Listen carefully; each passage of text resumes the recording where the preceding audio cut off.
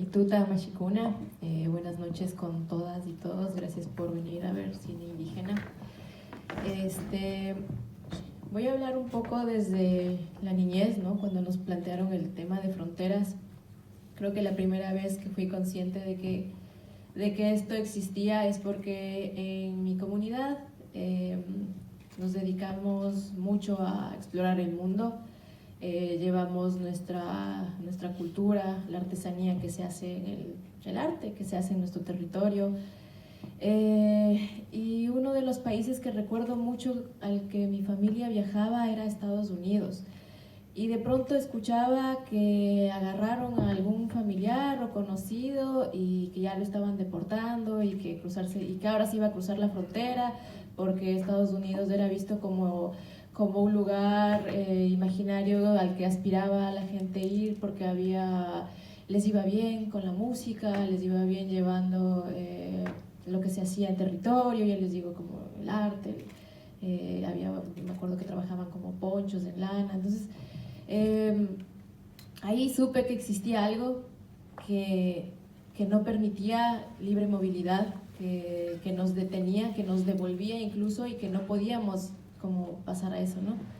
Fui creciendo, también me di cuenta que había una frontera porque teníamos esta enemistad con Perú, que es un país hermano, con muchas similitudes a nosotros, y resulta que entre ecuatorianos y peruanos no nos teníamos que caer bien porque teníamos conflictos de antes de una guerra que nos atravesó, pero desde la niñez como que no la entiendes, pero ya te crean esto, ¿no? De que hay esta división.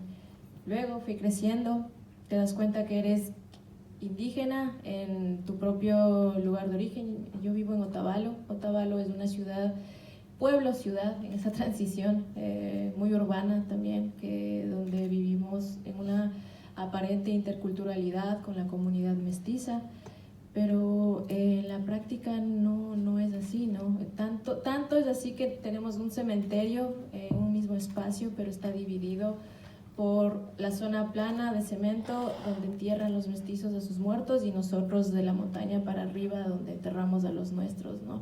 Entonces esas cosas han ido como marcando, creando también la forma en cómo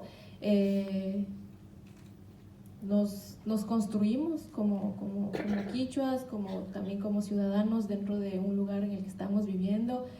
Y bueno, eso ya estalla y explota a otras cosas, como el contexto que estamos viviendo actualmente, ¿no? En Ecuador, hace unos días asesinaron al compañero Efraín Fuérez, de la comunidad quichua de Cotacachi, del sector de Cuicocha.